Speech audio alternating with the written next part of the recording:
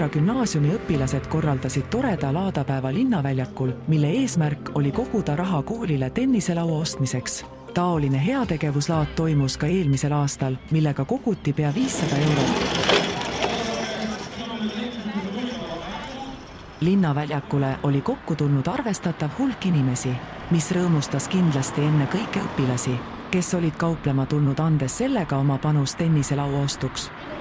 Meil on õnnemäng siin, tulge mängige, muudame hinda 2 euro peale.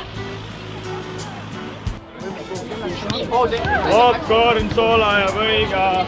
Ilm oli ilus ja laadaplats muutus tõeliseks kauplemise alaks. Lisaks erinevale pudipadi kaubale sai keha kinnitada hamburgeri ja saslõkiga, mida võis laadalt üles leida lõhna järgi.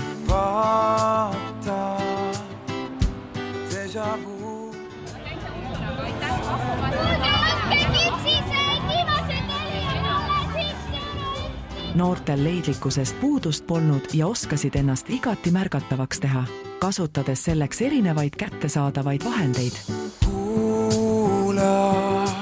Ilusat ilma ja kauplemisrõõmu jätkus ürituse lõpuni. Kas soovitud eesmärgini ka jõuti? Kas see ongi tähtis? Kindlasti oli see hea kogemus, kuidas kaubelda ja teenida inimesi ja alati ei pea saavutama kohe soovitud tulemust, milleks oli 400 eurot tenniselaua ostuks.